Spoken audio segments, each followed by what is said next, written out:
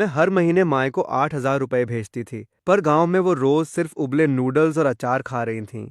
और मेरी भाभी फैमिली ग्रुप में मेरा मजाक उड़ा रही थी, यहाँ तक कि पापा और भाई भी उसी का साथ दे रहे थे। पहले तो मुझे लगा कि शायद कोई गलतफहमी हुई है, जब तक मैंने बैंक स्टेटमेंट निकाल कर देखा नहीं। लिनजिंग, तुमने चुपके से माई का बैंक कार्ड अपने फोन से लिंक कर लिया। पूरे 2 सालों तक मेरे भेजे सारे पैसे तुम हड़पती रही। उस दिन मैं ऑफिस में रिपोर्ट चेक कर रही थी, तभी माई का एक वॉइस मैसेज आया।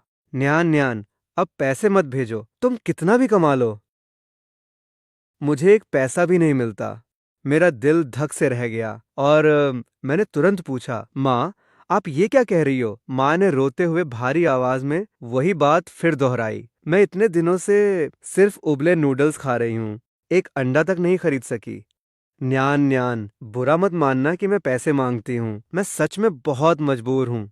मेरा सिर सन्न रह गया और मैं हैरान रह गई। इन 2 सालों में मैं हर महीने की 25 तारीख को 8,000 रुपये भेजती थी। जब ये सच है तो वो कैसे कह सकती हैं कि उन्हें 1 रुपया भी नहीं मिला? मैं उनसे पूछने ही वाली थी कि फैमिली ग्रुप में हंगामा मच गया। मेरी भाभी लिनजिंग ने मैसेज किया, दीदी फिर से ड्रामा शुरू कर दिया। माँ जिस टूटे मकान में रहती हैं वो तो आपको पता ही है, सिर्फ बड़ी बातें मत मारो। फिर तुरंत ही उसने ताना मारते हुए लिखा, क्या आपने सच में पैसे भेजे भी हैं? बाद में माँ पर इल्जाम मत लगाना कि पैसे उन्होंने ही उड़ा दिए। ग्रुप में सन्नाटा छा गया, किसी ने जवाब नहीं दिया। मैंने अपना गुस्सा दबाया और फोन टेबल पर पटक दिया, फिर तेजी से पलटा और पूरे 2 साल के ट्रांसफर रिकॉर्ड का पूरे 24 लंबे स्क्रीनशॉट लिए। हर एक रिकॉर्ड एकदम साफ था, पाने वाली जोऊ सुयून थी। कार्ड का आखिरी नंबर 6,616, हर महीने 8,000 रुपये और वजह में लिखा था घरेलू खर्च। मैंने स्क्रीनशॉट ग्रुप में डाले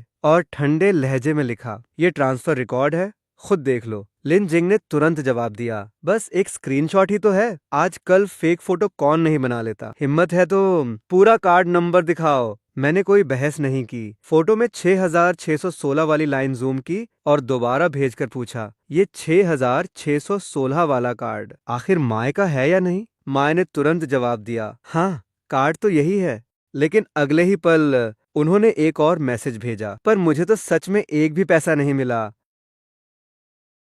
मैं एकटक देखता रहा, नहीं मिला इन शब्दों को सीने में जैसे किसी ने घूंसा मार दिया हो। दम ही घुटने लगा। कार्ड उनका ही है, नाम भी उन्हीं का है, फिर पैसा उन तक क्यों नहीं पहुंचा? मुझे याद आया, पिछली बार जब घर गया था माँ तब भी वही टूटी फूटी केतली इस्तेमाल कर रही थी जिससे पानी टपकता था। मैंने नया लेने को कहा था तो बोली काम चल जाता है। अब समझ आ रहा है वो कोई कंजूसी नहीं थी, बल्कि नया खरीदने के पैसे ही नहीं थे। मैंने एक गहरी सांस ली और ग्रुप में लिखा, मैं कल ही घर जा रहा हूँ और बैंक जाकर पूरा सच पता करूंगा, जो करना है करो, बस बाद में घर में ऐसा तमाशा मत बनाना कि संभालना मुश्किल हो जाए। मैंने कंप्यूटर बंद किया, जैकेट ली और बाहर भागी। आखिरी नंबर 6,616 बिल्कुल सच था। ये वही कार्ड था जो माँ इस्तेमाल करती थी, पर वो इस पुरानी बस्ती में रह रही थी, इतनी गरीब कि एक अंडा भी न खरीदें। आखिर वो पैसा गया कहाँ? अगले दिन जब मैं घर पहुंची तो हल्की बारिश हो रही थी। माँ की पुरानी इमारत में लिफ्ट नहीं थी, सीढ़ियों में सीलन और बदबू भरी थी।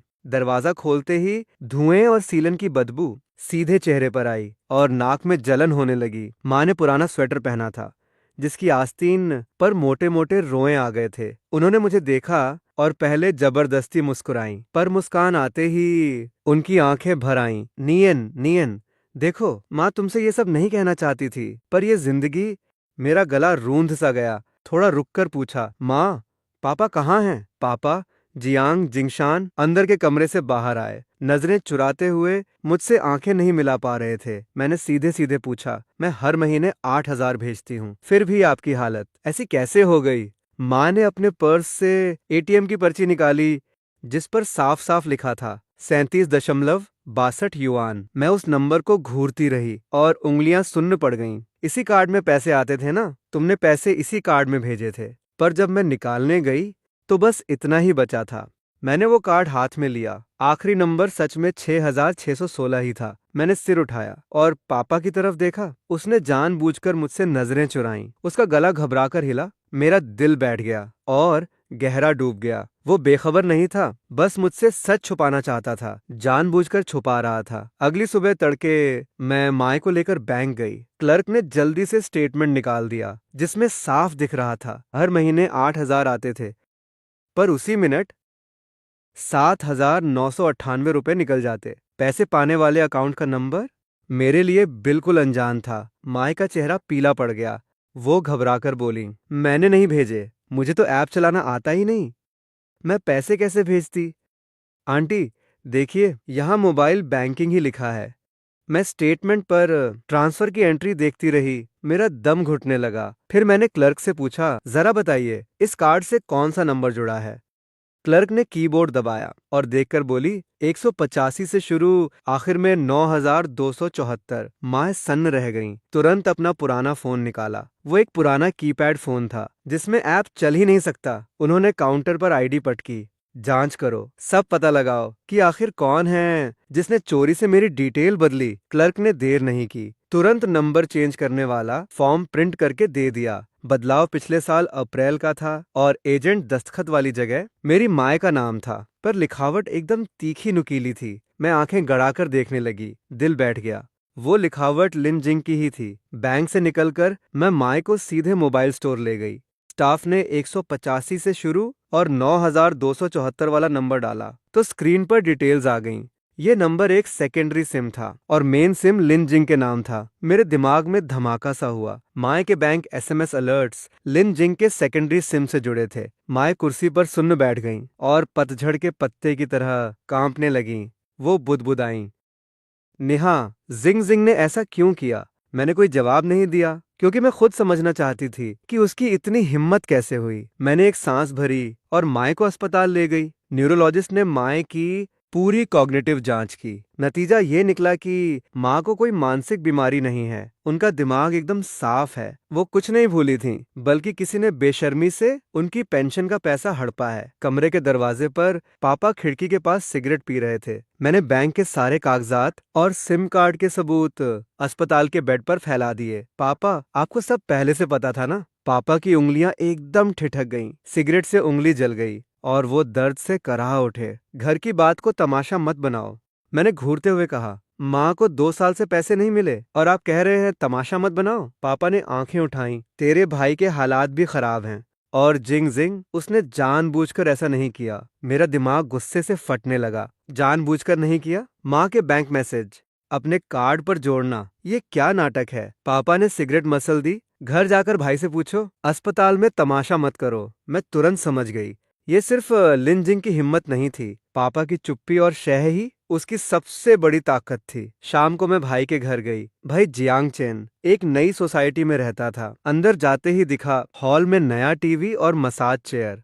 लिन जिंग आराम से चेयर पर वीडियो देख रही थी। उसने मुझे देखा और झूठी मुस्कान बिखेरी। दीदी आ गईं। बैंक से क्या पता चला? उस मुस्कान में शर्म नहीं थी, बस साफ चालाकी थी। मैंने बैंक का कागज टेबल पर पटक दिया। मुझे साफ बताओ, माँ के बैंक के मैसेज तुम्हारे कार्ड से क्यों जुड़े हैं? लिन जिंग की मुस्कान ठहर गई, पर तुरंत संभल गई। अरे, इसकी बात? माँ के फोन पर मैसेज नहीं आते। ठगी के डर से अपने नंबर से जोड़ लिया। ये तो उनके भले के लिए है। मैं तंज कसते हुए बोली, भले के लिए? 2 साल में खाते में सिर्फ 37 रुपए बचे हैं। भाई जियांग रसोई से बाहर आया, रंग उड़ गया। दीदी, ऐसे मत कहो, माए को फोन चलाना नहीं आता। पैसे कार्ड में सुरक्षित नहीं थे, इसलिए हमने निवेश कर दिए। निवेश? मैंने उन्हें घूरते हुए कहा। मुझे कागजात दिखाओ अभी।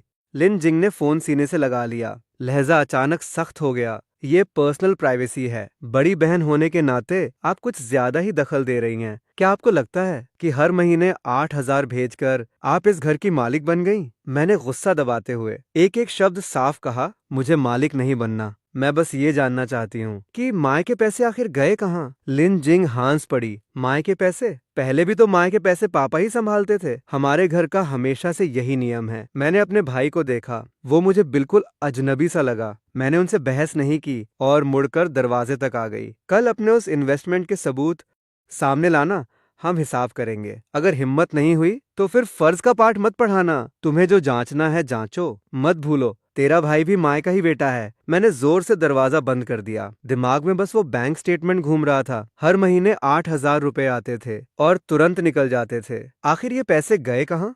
मैं घर वापस आई और वो स्टेटमेंट निकाला। मैं उस अनजान खाता नंबर को घूरने लगी। देखा कि सारे ट्रांसफर एक ही कंपनी खाते में जा रहे थे, सिंघुई प्राइवेट लिमिटेड। ये नाम मुझे जाना पहचाना लगा। पिछले साल लिन जिंग ने पोस्ट किया था। लिखा था, भाई की कंपनी संभल गई, अब किसी के आगे झुकना नहीं पड़ेगा। साथ में नई गाड़ी के स्टीयरिंग की फोटो थी। मैंने पेन से उस नाम को घेरा।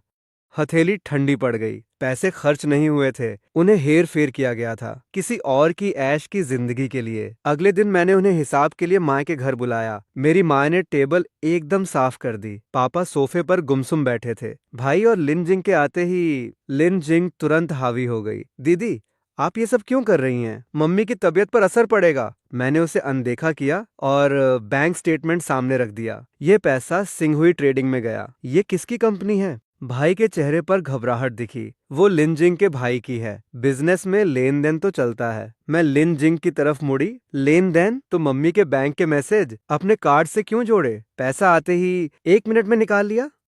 अपना बैंकिंग ऐप खोल कर दिखाओ। लिन जिंग ने अपना बैग कसकर पकड़ा और जिद पर अड़ गई। बिल्कुल नहीं, मेरा फोन देखना मेरी प्राइवेसी का उल्लंघन है। मैंने अपना फोन मेज पर रखा और स्क्रीन रिकॉर्डिंग ऑन कर दी। ठीक है, तो मेरे कुछ सवालों के जवाब दो। पूछो। मम्मी के बैंक कार्ड का पासवर्ड वो क्या रखती हैं? लिन जिंग अनजाने में बोल पड़ी। उन्हें याद नहीं रहता, इसलिए आईडी के आखिरी 6 नंबर। ये कहते ही उसे गलती का एहसास हुआ। उसके होंठ जम से गए। कमरे में सन्नाटा छा गया। मम्मी हैरान होकर उसे देखने लगी। मेरी आईडी के आखिरी 6 नंबर तुम्हें कैसे पता?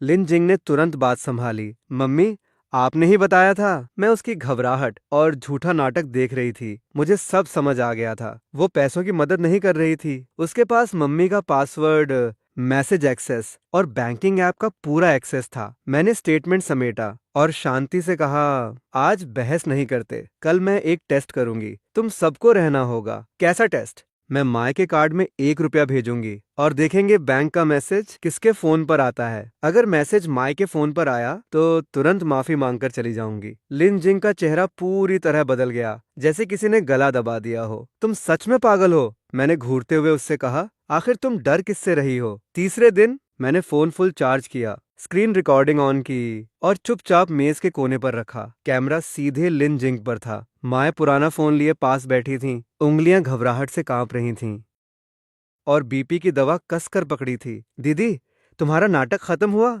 मैंने बिना सिर उठाए सीधे बैंक ऐप खोला और माए को 1 रुपया भेजा। स्क्रीन पर दिखा, ट्रांसफर सफल। कमरे में सन्नाटा छा गया। माए का पुराना फोन शांत रहा, पर लिन जिंग के बैग में एक बीप की आवाज आई। वो आवाज सुई की तरह माँ के दिल में चुभ गई। लिन जिंग का चेहरा पीला पड़ गया। वो बैग में हाथ डालने लगी, पर मैं उससे भी तेज निकली। मैंने उसका बैग दबा दिया। रुको! उसकी आंखें खूंखार हो गईं। हाथ छोड़ो। दिन दहाड़े डकैती करोगी? मैंने रिकॉर्डिंग फोन उसकी तरफ किया। मैं डकैती नहीं कर रही, बस वो मैसेज देखना चाहती हूँ। लिन जिंग पागलों की तरह फोन छीनने झपटी। भाई भी रोकने लगा और माँ डरकर चीख पड़ी। अफरा तफरी में लिन जिंग ने फोन निकाला और तेजी से पासवर्ड डाला, मैसेज खोला और बैंक का अलर्ट डिलीट कर दिया। मैंने साइड से उसकी हर हरकत साफ साफ रिकॉर्ड कर ली। दिल में एक सिहरन सी दौड़ गई, पर मेरी आवाज और सख्त थी। तुमने उसे डिलीट क्यों किया? लिन जिंग हाँफ रही थी, पर झुकने को तैयार नहीं थी।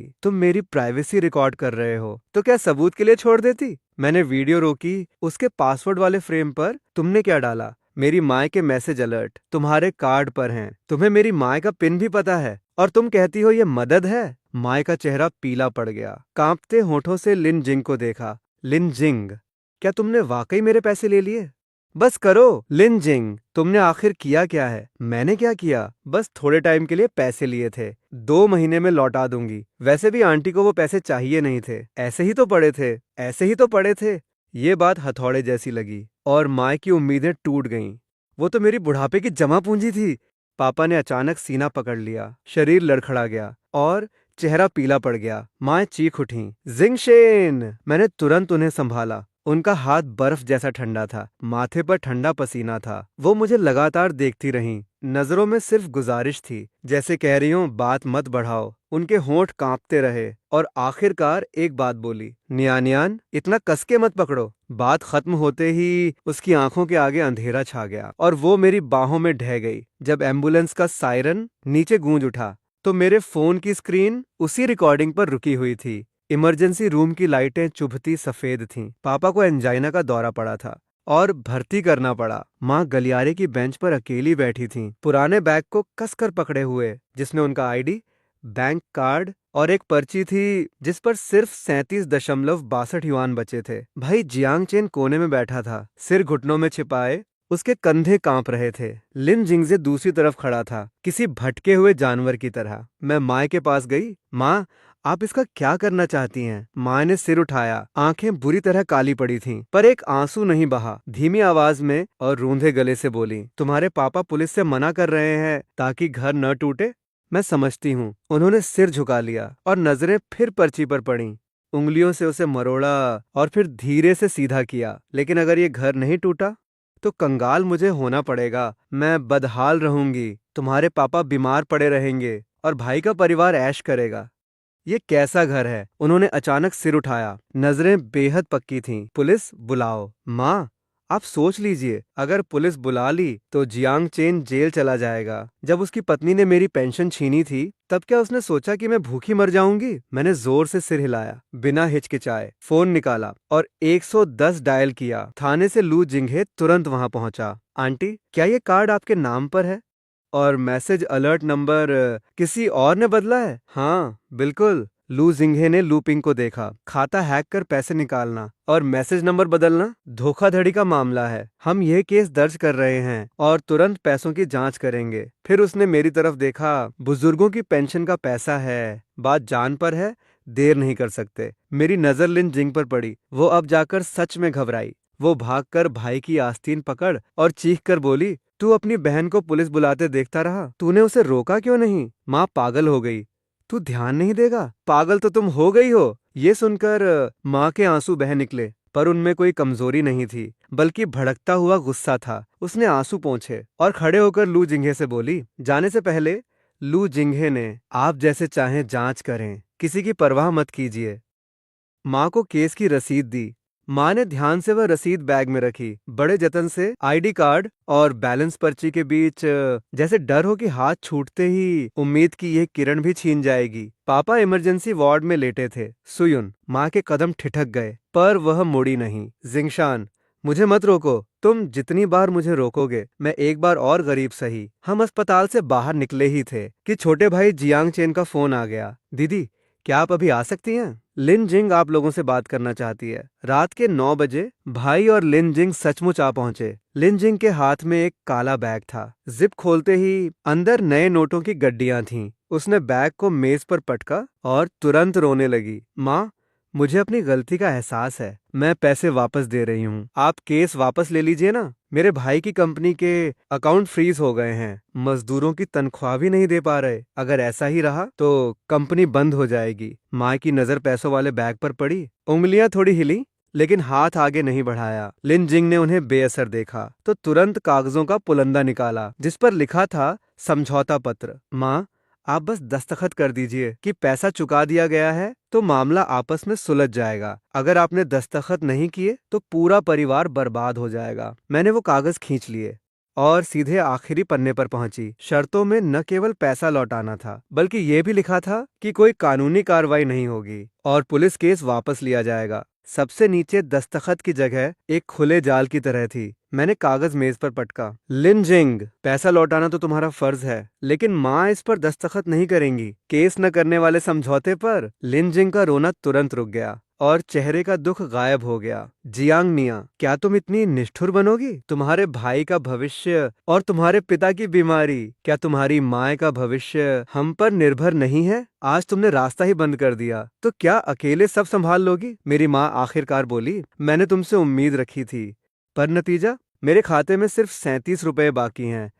उन्होंने कलम वापस खिसका दी। मैं दस्तखत नहीं करूंगी। जो कहना है बचा कर रखो और कानून से कहना, ठीक है? जब तुम्हें रिश्तों की परवाह नहीं तो आगे से मुझसे कोई रिश्ता मत रखना। छोटा भाई एक तरफ खड़ा रहा, उसके होंठ हिले, पर आखिर में सर झुका लिया। दरवाजा धड़ाम से बंद हुआ और मुझे साफ सुनाई दिया। लीन जिंग सीढ़ियों पर कोस रही थी। बूढ़ी औरत को अपनी औकात नहीं पता। ये जहरीली बात एक कांटे की तरह माँ के इन 2 सालों के सारे जमा दर्द और तकलीफ को बाहर खींच लाई। वो रोई नहीं, बस चुपचाप पैसों भरा बैग मेरे आगे खिसका दिया। नियन नियन, ये पैसे रख लो, कल अफसर लू को दे देना, ताकि वो उल्टा हम पर उगाही का इल्जाम न लगाए। मैं जानती थी कि ये खत्म नहीं हुआ, बल्कि एक बहुत लंबी खींचतान की शुरुआत है। केस दर्ज होते ही लीन जिंग ने रिश्तों का नाटक शुरू कर दिया। उसने चुपके से मुझसे संपर्क किया। दीदी, हर बात में थोड़ी रियायत रखो, ताकि कल आमना सामना हो सके। मैं पैसे वापस कर दूंगी, हम फिर भी परिवार ही रहेंगे। फिर उसने ट्रांसफर का स्क्रीनशॉट भेजा और कहा कि पहले 1 लाख दे देगी। मैं उस रकम को देखती रही और मेरा दिल ठंडा पड़ गया। 2 सालों में 2 लाख ऐंठ लिए और अब 1 लाख देकर भीख दे रही है। मैंने सीधा जवाब दिया, पैसे लौटाना तुम्हारा फर्ज है, गबन तुम्हारा जुर्म। ये दोनों बातें तुम कानून को ही समझाना। उसकी आवाज तुरंत रोनी हो गई। क्या सच में भाई को बर्बाद करोगी? उसके ऑफिस में जांच होने वाली है, वो किसी को मुंह कैसे दिखाएगा? मैंने जवाब नहीं दिया। जल्द ही रिश्तेदारों के ग्रुप में हंगामा मच गया। एक लंबा वॉइस मैसेज आया, नियन नियन, घर की बात बाहर नहीं निकालते। तुमने पुलिस बुलाकर भाई की जिंदगी बर्बाद कर दी। तुम भी ना इतनी बेदर्द कैसे हो सकती हो? बहन होकर भाई का साथ नहीं दोगी तो किसका दोगी? मैं स्क्रीन पर इन दिखावटी बातों को देखकर गुस्से से कांप रही थी। वो बार बार बस भाई के भविष्य की बात कर रहे थे, पर किसी ने नहीं पूछा कि माँ ने 2 साल कैसे काटे। मैंने सीधे बैलेंस रसीद की फोटो खींचकर ग्रुप में भेजी। माँ के खाते में सिर्फ 37.62 रुपए बचे हैं। अब कौन से बुजुर्ग मुझे सिखाएंगे? ग्रुप में सन्नाटा छा गया। उस रात देर गए। लू जिन्हें का फोन आया। हमने कानूनी अर्जी देकर सारे खाते फ्रीज करा दिए हैं। आप लोग अभी आपस में कोई लेन देन न करें, ताकि सबूतों पर असर न पड़े। ठीक है, समझ गई। अगली सुबह तड़के लीन जिंग का वीचैट पे ब्लॉक हो गया। वो घर में जोर से चीखी, जियांग चैन, मेरा बैंक कार्ड फ्रीज क्यों हो गया? तुम्हारी कंपनी का खाता भी फ्रीज है। ये सब तुम्हारी उस बहन ने किया है, मेरी बहन ने नहीं किया। ये तुम्हारी अपनी करतूत है। मैं नीचे खड़ी थी। ऊपर से झगड़े की आवाज सुनते हुए दिल में जरा भी खुशी नहीं थी, बस एक भारीपन महसूस हो रहा था। अकाउंट फ्रीज होने के दूसरे दिन शाम को लिन जिंग ने सोसाइटी गेट पर माए को रोका। उसने माए को देखते ही आंसू बहाना शुरू कर दिया। माए, आपने पुलिस बुलाई? मैं बुरा नहीं मानती, पर अकाउंट फ्रीज होने से मेरे भाई की कंपनी सच में डूब जाएगी। मजदूरों की सैलरी नहीं दे पा रहे, लेनदार रोज घर आ रहे हैं। वो तो जान देने की सोच रहा है। माँ सीढ़ियों पर खड़ी थीं, हाथ में सब्जियां थीं। अजान देने की बात सुनकर उनका हाथ कांप गया। लिन जिंग ने ये देखा तो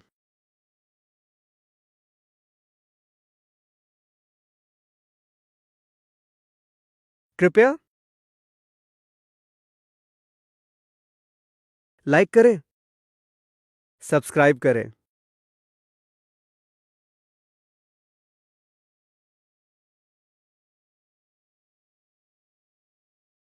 शेयर करके सपोर्ट करें और देखते रहें। हर महीने 8,000 माए के कार्ड में आए। अनजान कार्ड पर गए, फिर 3 बार में। सबूत देखकर भाई जियांग चेन टूट गया। बाल पकड़कर दर्द भरी आवाज में बोला। मुझे लगा वो माए के पैसे संभाल रहा था। मैं उसे देखती रही, दिल में दर्द और ठंडक थी। तुझे लगा? माँ से पूछा कभी? देखा खाते में कितना बचा है? वो चुप रहा, आंसू जमीन पर गिरे। लिन जिंग पूछताछ में भी अकड़ रही थी। बोली, काम चलाने को लिया था, पर पुलिस ने 2 साल का हिसाब दिखाया। तो वो बोली, मैं भी मजबूर थी। घर आकर माए मेज पर बैठी थीं, उन बैंक स्टेटमेंट को देखती हुई। वो बहुत धीरे धीरे देख रही थीं, हर ट्रांसफर को देखकर नाखून से कागज पर निशान बनाती। उन्होंने मुझसे पूछा, नियन, जब तुम हर महीने कमाती हो तो क्या सोचती हो? यही कि आप अच्छा खाएं, पैसे न बचाएं। मैं भी चाहती थी तुम बाहर खुश रहो, पर इन 2 सालों में तुम्हारी कमाई के पैसे देखने को भी नहीं मिले। फिर हम सब बैंक चले गए। क्लर्क ने जब्त खाते से पैसे माँ के नए खाते में भेजे। प्रिंटर से रसीद निकली। माँ के फोन पर घंटी बजी। वो चौंक गईं। फोन निकालकर देखा, मैसेज आया, खाता अंत 6,616 में 98,500.60 युआन आ गए। वो उस मैसेज को देखती रहीं, आंखें धीरे धीरे भर आईं। नियन, पैसे सच में आ गए। भाई भी वो मैसेज देख रहा था। वो अचानक नीचे बैठ गया, मुंह छिपाकर। माँ, मुझे सच में नहीं पता था आपके कार्ड में इतने कम हैं। माँ ने उसे नहीं उठाया, नहीं डांटा, बस रसीद मोड़ी, पर्स में रखी, उस एटीएम पर्ची के पास। तुझे नहीं पता था क्योंकि तू जानना नहीं चाहता था। आगे से ख्याल रखना हो तो देखना सीख। भाई ने सिर उठाया, पलकों पर आंसू थे। जोर से सिर हिलाया। उस दिन बैंक से निकलते ही धूप बहुत तेज लगी। रोशनी की वजह से नहीं, सच आखिरकार सामने आ गया था। सबको उसका सामना करना था। उस दिन के बाद से भाई ने तलाक मांग लिया। उसे समझ आ गया कि जब वो पत्नी के साथ था तो दूसरी तरफ माँ पिस रही थी। तलाक वाले दिन बहू ने घर के बर्तन तोड़े और मुझे कोसा। माँ ने पलटकर कुछ नहीं कहा, बस कार्ड पर्स में रखा और चैन की सांस ली। केस से कुछ ही पैसे मिले, पूरे नहीं। माँ फिर नहीं रोईं। उन्होंने बस दो काम किए। एक तो पापा की दवाइयां समय पर लीं, दूसरा नया बैंक कार्ड बनवाया। जिस दिन नया कार्ड बना वो पहली बार अकेले एटीएम गया। उसने कहा, मुझे खुद देखना सीखना होगा। जब मामला सुलह और केस तक पहुंचा तब मेरे पापा गिर पड़े। स्ट्रोक से मुंह टेढ़ा हो गया और उंगलियों से गिलास छूटने लगा। होश में आते ही उन्होंने दर्द नहीं जताया, बल्कि भारी आवाज में बोले, सुयुन, मुझसे गलती हो गई। मेरी माँ बिस्तर के पास बैठी थीं, हाथ में रसीद दबाए जिसके कोने मुड़ चुके थे। वो रोईं या चिल्लाई नहीं, बस बोली, तुम्हारी गलती परिवार टूटने का डर नहीं, तुम्हारी गलती मुझे सब सहने वाली समझना था। पापा की आंखों से आंसू बहने लगे। दीदी, क्या पापा की यह हालत पुलिस बुलाने से हुई? मैंने उनकी तरफ देखा। दोष देना है तो अपनी पत्नी को दो, जो पैसे ले गई, पुलिस को नहीं। भाई कुछ बोलना चाहता था पर चुप रहा। माँ ने बिल बैग में रखा और जिप बंद की। पैसे मैं दूंगी, जो खर्च होना है होगा। उन्हें देखकर मेरा दिल भर आया। पहले उन्हें पैसे खर्च करने से डर लगता था, अब डर है कि कहीं पैसे दोबारा न खो जाएं। पापा के भर्ती होने पर बैंक मैनेजर का फोन आया कि वो खाता सुरक्षित करने में मदद करेंगे। मैं माँ को बैंक ले गई।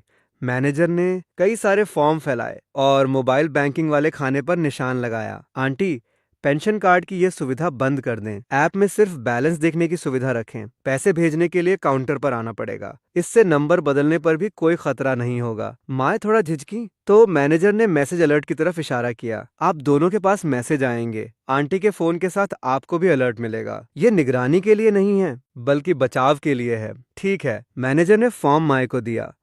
आंटी, यहाँ अंगूठा लगाइए। आगे से अगर कोई नंबर बदलने की मांग करे या ऑनलाइन पेमेंट चालू करना चाहे, 900-0022-00170, तो आपकी पहचान की जांच जरूरी होगी। प्रतिनिधि नहीं चलेगा। माँ ने लाल पैड पर अंगूठा लगाया, कागज पर निशान दबाया। हाथ कांप रहे थे। उन्होंने मैनेजर से पूछा, तो पहले किसी और से कैसे हुआ? बुजुर्ग झंझट से डरते हैं और अपनों पर यकीन, बुरे लोग इसी का फायदा लेते हैं। माँ थोड़ी देर चुप रहीं, फिर रसीद थैले में रखी। अब मुझे झंझट से डर नहीं। पहले लगता था बच्चों की इज्जत के लिए मुझे झुकना पड़ेगा। अब समझा, इज्जत खुद कमाई जाती है, झुकने से नहीं मिलती। मैं जानता था ये झंझट से डर नहीं, 2 साल की तकलीफ और 37 युआन की सीख थी। मैंने माँ के लिए 3 काम किए। पहला, नंबर बदलना, पुराना सिम बंद कराया, बैंक मैसेज नए नंबर से जोड़े। दूसरा, कार्ड अलग करना, खर्चे वाले कार्ड में सिर्फ महीने का पैसा, पेंशन कार्ड ऑनलाइन नहीं जोड़ा, इमरजेंसी कार्ड मेरे पास रखा। तीसरा, हिसाब मिलाना, हर महीने 25 को पैसे भेजने पर उन्हें उसी दिन एटीएम में बैलेंस देखना होगा और रसीद की फोटो भेजनी होगी। ना भेजने पर अगला पैसा नहीं भेजूंगा। माँ ने सुनकर मुंह बनाया, इतना झंझट? मैंने 37.62 वाली रसीद उनके सामने रखी। ये झंझट सही है या फिर वो वाला? पहली बार हिसाब के वक्त वो जल्दी गईं और मुझे एक फोटो भेजी। हाथ में थमी रसीद पर बैलेंस था 10,236.15 युआन। उन्होंने फिर लिखा, नियनियन।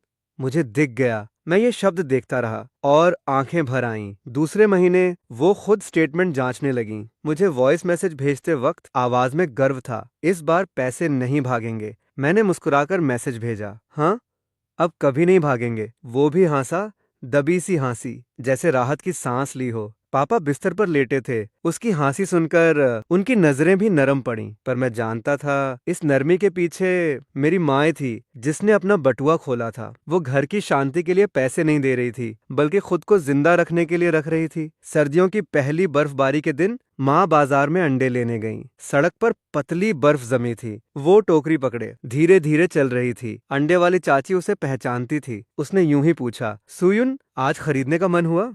माँ थोड़ा मुस्कुराई। घर के मरीज के लिए लेना पड़ा। 8 रुपए 90 पैसे हुए। उसने कार्ड निकाल कर दिया। मशीन की बीप बजते ही माँ एक पल को सहम गई। डर था कि बैलेंस कम न बता दे। अगले ही पल फोन बज उठा। 8 रुपए 90 पैसे कट गए। उसने मैसेज 3 बार देखा, फिर सिर उठाकर चाची से बोली, 2 और दे दो, गोल हिसाब हो जाएगा। घर आकर उसने मैसेज का स्क्रीनशॉट लिया और एल्बम में सेव कर लिया। नाम रखा इस महीने। उसने मुझसे कहा, पैसा कहाँ खर्च हुआ? मुझे पता है, काफी है। उस पल सीने में फंसा बोझ आखिरकार थोड़ा हल्का हुआ। पर मुझे पता था कहानी अभी खत्म नहीं हुई। पैसे वापस मिलना अलग बात है, पैसे दोबारा न खोना अलग बात है। जब केस की कार्रवाई चल रही थी, सोसाइटी ने मुझे सेशन के लिए बुलाया कि हाल ही में फिर किसी बुजुर्ग की पेंशन ऑनलाइन ट्रांसफर हो गई है। वो असली मिसाल देना चाहते थे। मैं पहले जाना नहीं चाहती थी, पर माँ ने वो पर्ची निकाली और मेरे हाथ में थमा दी। शर्माने की जरूरत नहीं है। शर्म तो बुजुर्गों का पैसा ठगने वाले को आनी चाहिए, पुलिस में शिकायत करने वाले को नहीं। मेरा दिल भर आया और मैंने हाँ कह दिया। मैंने व्हाइट बोर्ड पर 5 बॉक्स बनाए और लाल पेन से पूरा स्कैम समझाया। मदद के बहाने ऐप चालू करना और चुपके से एसएमएस अलर्ट ठग के नंबर से जोड़ देना। पेंशन आते ही तुरंत पैसे उड़ाना और इन्वेस्टमेंट का बहाना बनाना ताकि बुजुर्गों को लगे वो भूल गए। मैंने बोर्ड पर सारे सबूत चिपका दिए ताकि सब बुजुर्ग साफ देख सकें कि ये उनकी भूल नहीं थी, बल्कि किसी की सोची समझी साजिश थी। सेशन वाले दिन हॉल बुजुर्गों से भरा हुआ था। सब बहुत ध्यान से सुन रहे थे। जैसे ही मैंने दूसरे सिम की बात की, पीछे से एक अंकल मेज ठोकर खड़े हो गए। परसों मेरी बहू ने भी कहा था कि वो दूसरा सिम लिंक कर देगी मैसेज पाने के लिए, और कहा मेरी नजर कमजोर है। ये सुनते ही हॉल में हंगामा मच गया। सोसाइटी के स्टाफ ने तुरंत अंकल के साथ जाकर चेक किया। आधे घंटे बाद स्टाफ का चेहरा पीला पड़ा हुआ था। सच में फ्रॉड रुक गया। मैसेज अलर्ट नंबर सच में बदला गया था और पैसे चोरी होने ही वाले थे। मुझे रीढ़ की हड्डी में एक ठंडी सिहरन महसूस हुई। हमारे साथ हुआ हादसा कोई इत्तेफाक नहीं था। सेशन खत्म होते ही भाई जियांग चेन का कॉल आया। उसकी आवाज सख्त और ठंडी थी। दीदी, क्या आपको बाहर हर जगह ये बातें बोलनी है? जैसे डर हो कि किसी को पता न चले कि हमारे घर में ऐसा कांड हुआ है। मैंने शांति से जवाब दिया, मैं तो ठगी का तरीका बता रही हूँ, तुम्हारे बारे में नहीं। पर लोग तो सुनकर मुझ पर ही उंगली उठाएंगे कि मेरी पत्नी खराब है। मैंने पलटकर पूछा, तो तुमने तब खुद एक बार ध्यान से चेक क्यों नहीं किया कि कार्ड में कितने पैसे बचे हैं? उसके पास जवाब न था। उसने झट से फोन काट दिया। मैं गेट पर अकेली खड़ी थी। चेहरे पर ठंडी हवा लग रही थी। माँ का एक मैसेज आया, बात खत्म हो गई तो घर आओ, मैंने तुम्हारे लिए अंडे उबाले हैं। अंडे शब्द देखते ही मेरा जमा दिल पिघल गया। वो आखिरकार अंडे खाने को तैयार हुई। बात पैसों की नहीं थी, बल्कि अब उन्हें तसल्ली थी कि उनके पैसे अब कभी भी ऐसे गायब नहीं होंगे। माँ ने खुद कहा कि उन्हें मोबाइल बैंकिंग सुरक्षा सीखनी है। पहले ओटीपी सुनते ही उनका सिर घूमता था, पर अब वो मेज पर बैठकर डायरी में नोट कर रही थीं। एसएमएस अलर्ट अपने ही नंबर पर होना चाहिए, दूसरे कार्ड पर बिल्कुल नहीं। ट्रांसफर की सीमा तय होनी चाहिए। मैंने उन्हें लॉगिन सुरक्षा लगाना सिखाया और ऐप अनलिंक करना। आप बेवकूफ नहीं हैं, बस कुछ लोग नाटक अच्छा करते हैं। वो रसीद को देर तक देखती रहीं, फिर अचानक सिर उठाकर पूछा, नियन नियन नियन, क्या तुम्हारे पापा पुलिस बुलाने पर अब भी मुझसे नाराज हैं? मैंने बेडरूम की तरफ देखा। पापा बिस्तर पर लेटे करवट बदल रहे थे। वो सोए नहीं थे। मैंने धीरे से कहा, वो आपसे नाराज नहीं हैं, खुद से ही खफा हैं। उस रात पापा ने भारी आवाज में कहा, सुयुन, मैं तो बस घर टूटने से डर रहा था। अगर घर न टूटता तो तुम मुझे ही तोड़ देती, और अगर मैं टूट जाता तो तुम बाप बेटे का गुजारा भी मुश्किल हो जाता। अगले दिन छोटा भाई जियांग चेंग आया। वो अस्पताल के बाहर देर तक टहलता रहा और मुझे मैसेज भेजा, दीदी, मैं पापा से मिलना चाहता हूँ और मम्मी से भी बात करनी है। मैंने फोन मम्मी को दिया। मम्मी थोड़ी देर शांत रहीं, फिर जवाब दिया, आ सकते हो, पर 3 बातें पहले समझ लो। पहला, बहस नहीं करोगे। दूसरा, पुरानी बातें नहीं। तीसरा, किसी और को मत लाना, न ही कोई दस्तखत। ठीक है। ये शर्तें देखकर मेरे दिल का बोझ थोड़ा हल्का हो गया। समझ आया कि घर बचाए रखने के लिए अंधा बर्दाश्त नहीं, बल्कि साफ नियम और सीमाएं चाहिए। जिस दिन जियांग चेंग आया, हाथ में दूध का डिब्बा और सेब की थैली थी। वो कमरे के बाहर झिझकता रहा। आखिरकार मम्मी ने ही कहा, बैठो। मम्मी, माफ कर दो। मम्मी ने कोई बात नहीं कहा, बस अपने पर्स से वो एटीएम की पर्ची निकाली और टेबल पर रख दी। उन्होंने उसे देखा और साफ शब्दों में कहा, ये पर्ची मैं रोज एक बार देखती हूँ। अगर सच में परवाह है, हाँ, तो अभी बातें मत बनाओ। माफ करना, तुम्हें ये करना चाहिए कि आगे से रोज उसे तसल्ली से देख सकूं। माँ समझ गई। दरवाजे पर पहुंचते ही उसने मुड़कर मुझे देखा और झिझक कर पूछा, दीदी क्या मैं भी माँ को पैसे भेज सकती हूँ? मैंने पूछा, तो ट्रांसफर नोट में क्या लिखेगी? वो चुप हो गई। तो माँ ने जवाब दिया, लिखना माँ को मिला। जियांग चेन ने सिर हिलाया। शायद वो अब समझी ये दिखावा नहीं, एक जरूरी सुरक्षा थी। उस रात कमरे पर लौटते ही बैंक ऐप खोला और माँ का ऑटो ट्रांसफर बदला। पहले नोट में खर्चा लिखती थी, अब लिखा माँ को मिला। थोड़ी देर में माँ ने स्क्रीनशॉट भेजा जिसमें बैंक का नाम लिखा था। 6,600 वाले खाते में 8,000 रुपए जमा हुए। फिर उन्होंने एक मैसेज और भेजा, इस बार मेरे फोन पर। उस सीधे सादे मैसेज को देखकर मेरा गला भर आया। पहले हर महीने पैसे भेजते वक्त मैं डरती रहती थी कि पैसे डूब न जाएं, पर अब मैं बेफिक्र हूं। तो दोस्तों, इसी के साथ आज की स्टोरी यहीं ख़त्म होती है। और जाने से पहले वीडियो को लाइक करके और कमेंट करके हाइप ज़रूर कर देना, क्योंकि मेरी इनकन्सिस्टेंसी की वजह से चैनल की रीच थोड़ी डाउन हो गई है। लेकिन मैं आगे से जल्दी जल्दी और ज़्यादा रेगुलर वीडियो डालने की पूरी कोशिश करूँगा। और अगर तुम यहाँ तक वीडियो देख रहे हो तो थैंक्स अ लॉट। तुम्हारा सपोर्ट ही मुझे और भी अच्छी वीडियो बनाने के लिए मोटिवेट करता है। तो मिलते हैं अगली वीडियो में।